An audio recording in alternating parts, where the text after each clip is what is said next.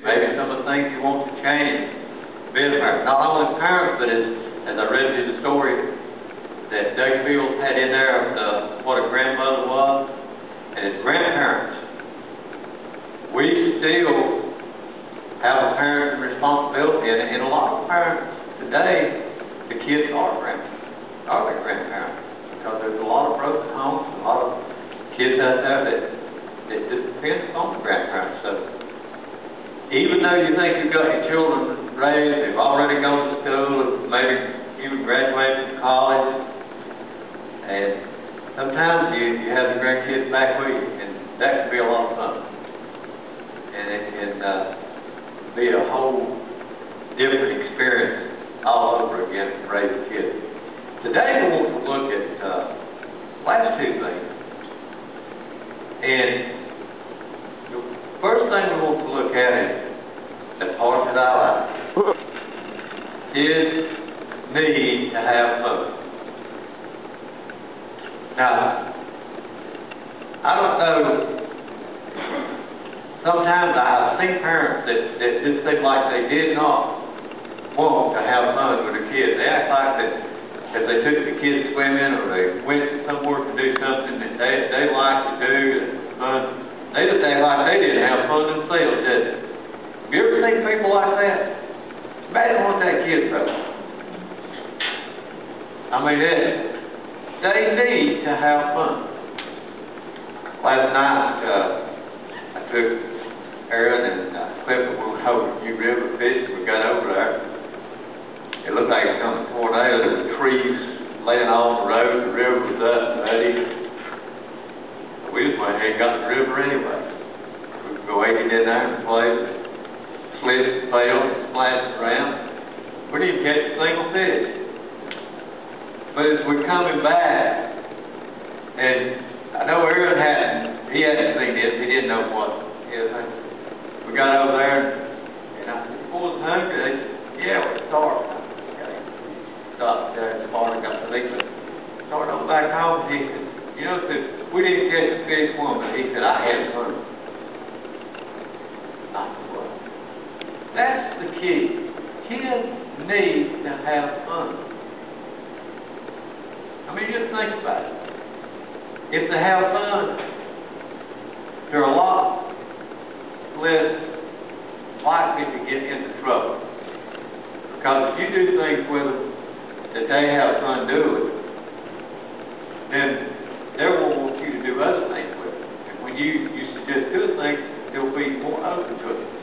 And, you know, a lot of times I've seen parents that took all the fun out of things for kids. Maybe they ever coached a kid's ball team. I mentioned it. Ken has. How many times have you seen parents, Ken, that take the fun out of it for kids? Too much. Too much. That's exactly right. Something that the kids should be doing should be fun, and the parents should make it fun. But a lot of them, and I use this as an example, I don't know what it is, but I think they're trying to make the kids into something that they want it to be themselves, instead of letting them be themselves. I took a little ball team one time that had 8 first-year ball players on it. 8. I only had 3 that ever played any ball. Some of them they were 6, 7, 8-year-olds.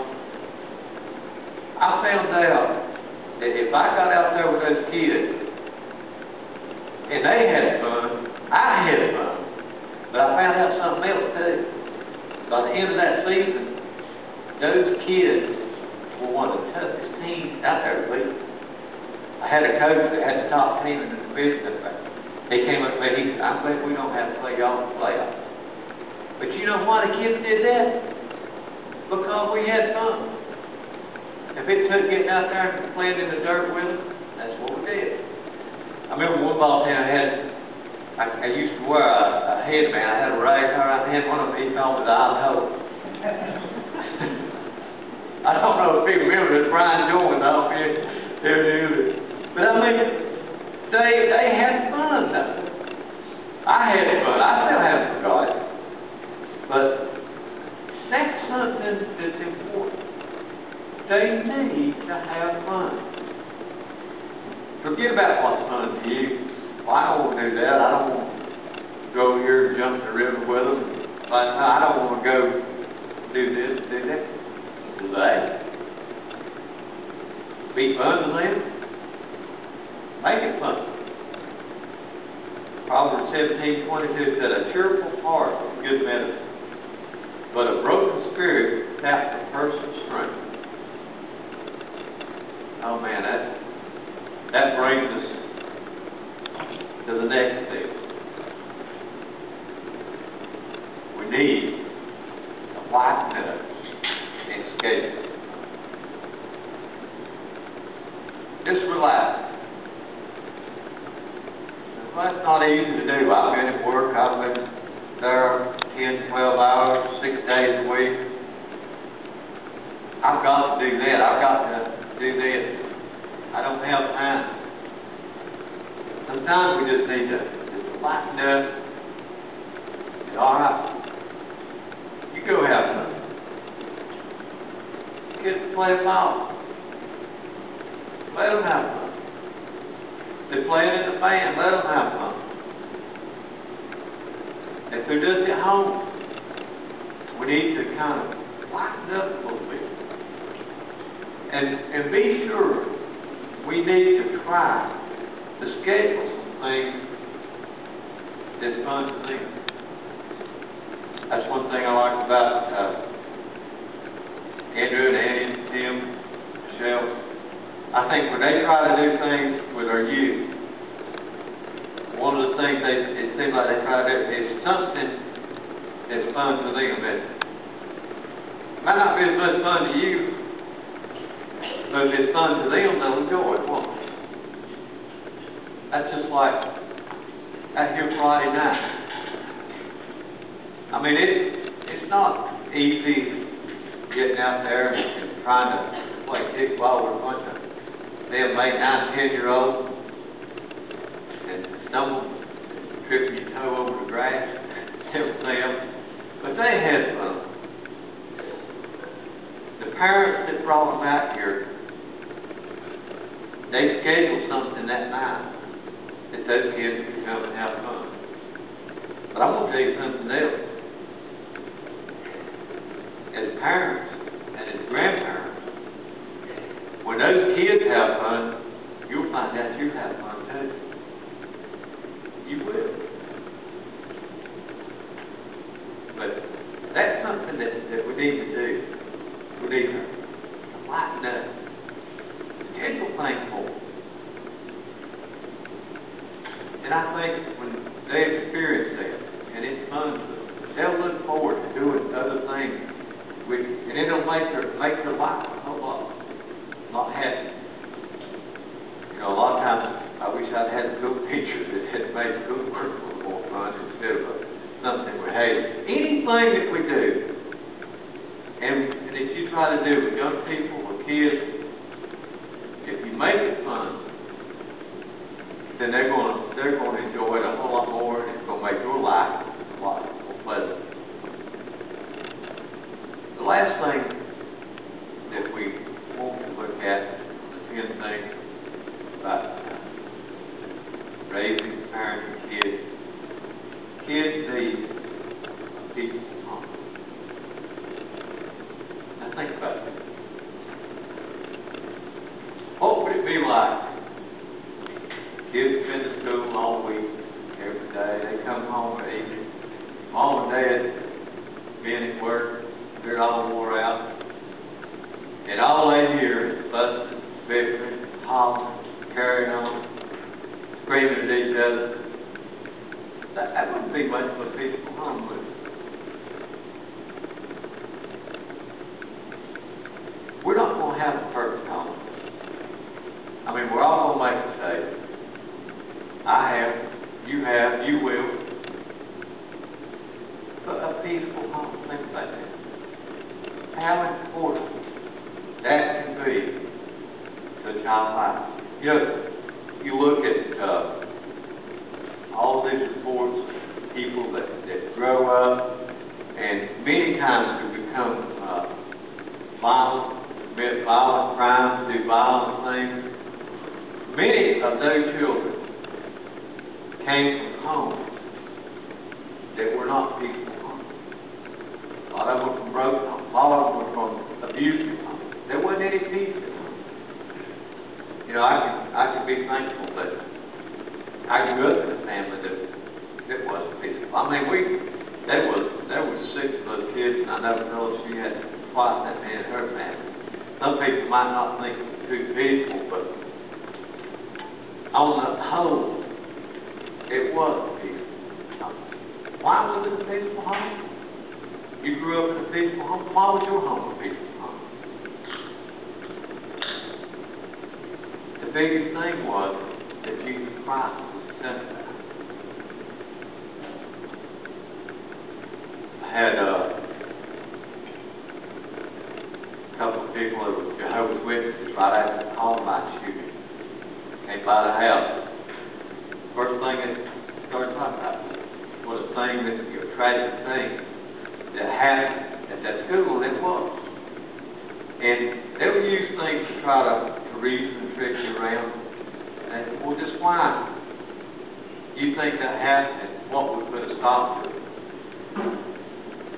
I said, if people accepted Jesus Christ, and He was the center in their lives, and probably those kids would not have done that, and it wouldn't have happened. They need a peaceful home. They need it. And we have here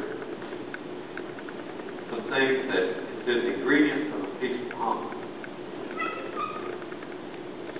We talked about discipline on our 6th thing, didn't we?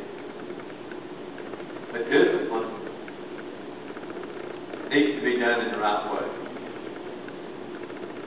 The discipline that doesn't include a lot of yelling. Now you can't. Sometimes you have to yell to get their attention.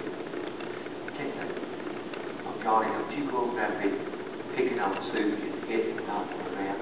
She's over on the side of the Johnny! I mean, you know, sometimes you have to do that. But there's a difference. And what they're talking about here is, I know you have seen families, and I've seen where it seems like every word that's spoken, they yelled at the kids, didn't they? Or every word that they spoke to each other, they were yelling at each other. That's the parents who do that. But when you go to discipline, it needs to be in a way without just yelling and screaming all the time. It needs to be in a manner that's focused, and it comes like the second thing you have there is boundaries. And these two work hand in hand together.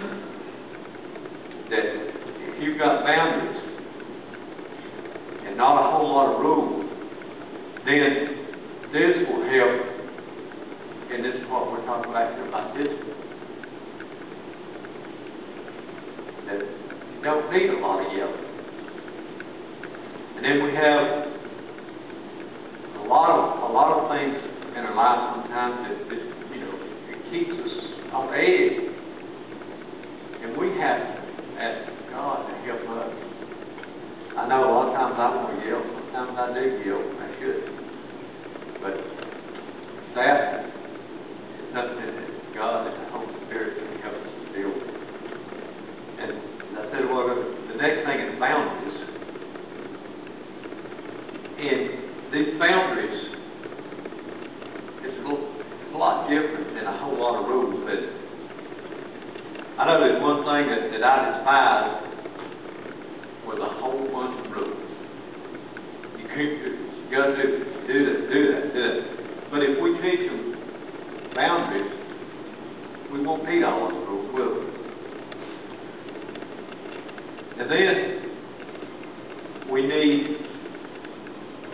a place where their friends are totally welcome.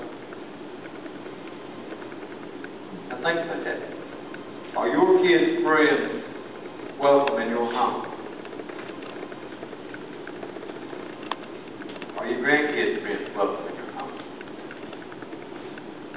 You know, that's important. kids, and just their friends are welcome. You might say, well, I just don't know if I want this one or that one around with my kids. But you got to realize, kids don't look at other kids the way the grown-ups look at this kid. Maybe they're not your ideal, perfect form of what you think your friends should be. So what? I bet your friends want your ideal that your parents wanted either. But we need to make them welcome. They need to, when they bring their friends home, they need to be welcome. And that makes for a peaceful family.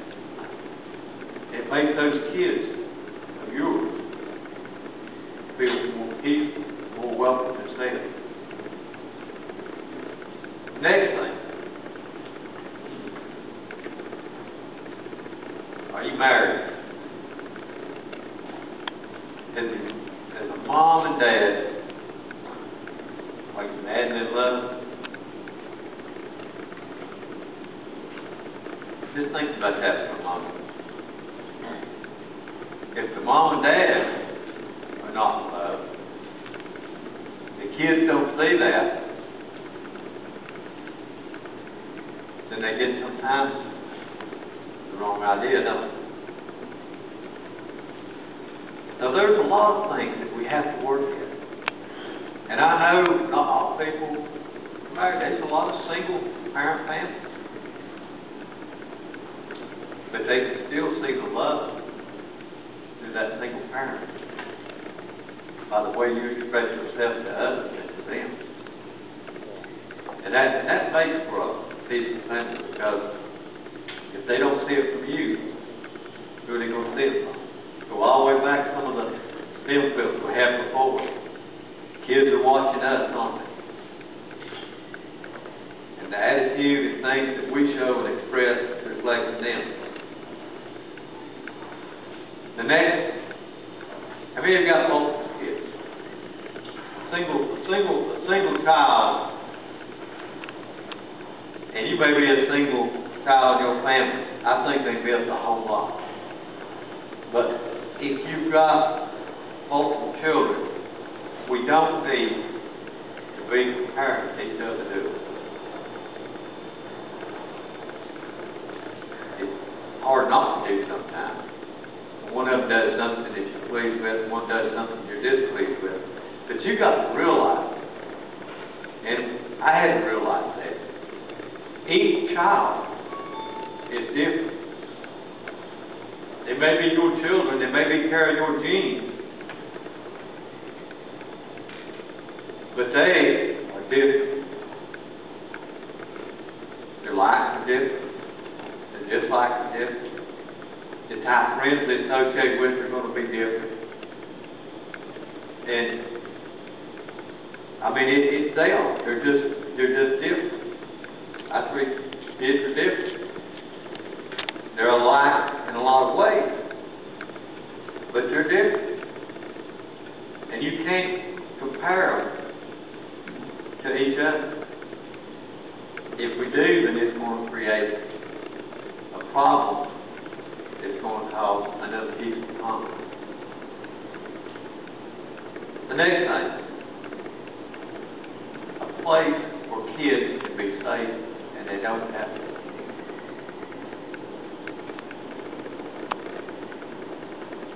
They can be themselves.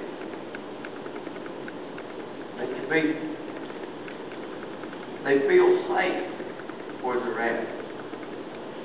And I hope none of y'all grew up in a home where you didn't feel safe. I did, and I don't understand, I wouldn't understand what you went through with. But I felt safe. And I didn't have to pretend, even though I had 4 sisters and a brother, we were different. We're all different. But I felt safe at home. And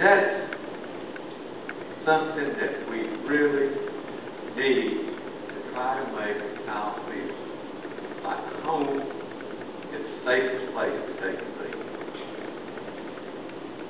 If we feel that, then they don't have to pretend. They can be themselves. And they can be secure. And the home will be more peaceful. You know,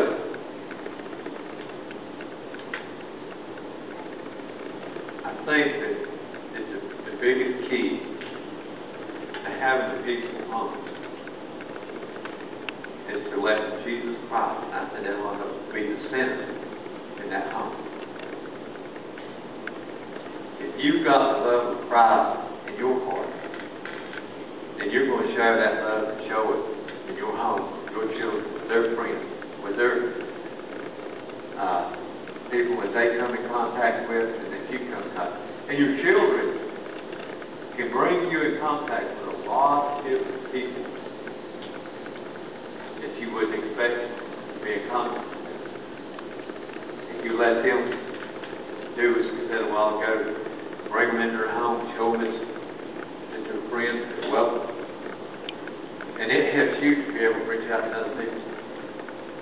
This verse here, Colossians 1:20, says, by him, or Jesus Christ, God reconciled everything to himself. He made peace with everything in heaven and on earth by the means of his blood on the cross. In Romans 8, if the Holy Spirit controls your mind, there is life and peace. Think about that. If you're having trouble at home, raising your kids,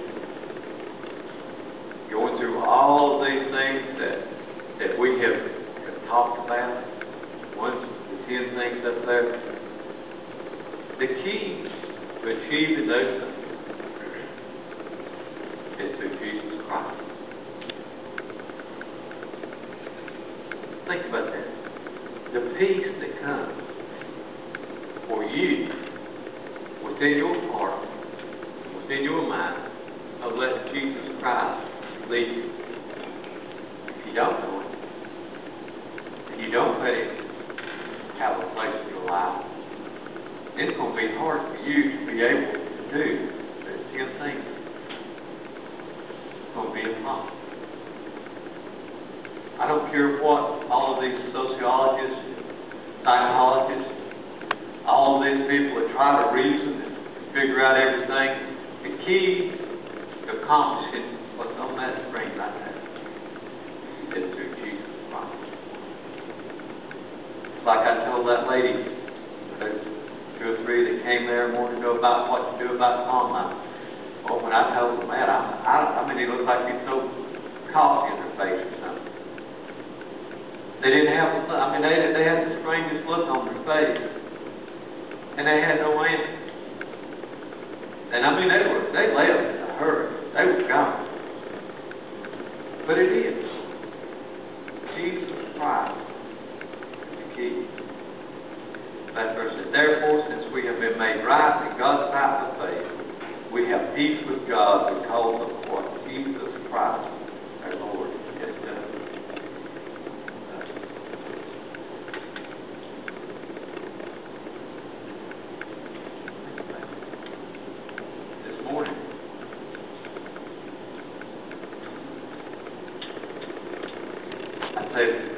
Probably everybody here, just about everyone that I've been sitting here this morning, I can say, Lord Jesus Christ.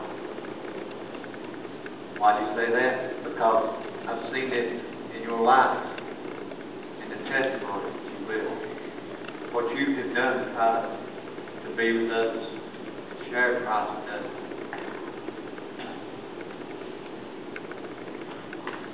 If there's one that doesn't know Christ, why not give your heart to Him today? It will take care of all those 10 things up there if your parents, and if you're going to be a parent someday, you better let Him in if you've not let Him in, because it'll make your parenting life a whole lot easier. And there's a whole lot of the things that I have seen that I should have done, that I didn't do, that you can avoid.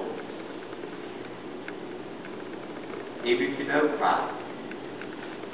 Maybe this morning when they do the invitation song, you just need to stand or sit where you're right at and say, Christ, I need to be more focused on what you want me to do and less on what I want to do. Therefore, I can be a better parent, a better grandparent. I can have fun with my kids. I can do the things that I need to do. But you know, the things that we've been through in the last several months, that's the important thing that we need to get in the right perspective. And when we do, we'll see people, man. We'll see kids having fun. And I'll tell you what, that's one thing I like Harvey put in there about the people here at First Life. We like to have fun ourselves, don't we? And I'm going to tell you something. Don't always take me serious when you're back there because I'll pull your chain once in a while. I like to have fun. And I expect that from you too. But you know, Doug Fields and it's right in there, things that Harvey put in there.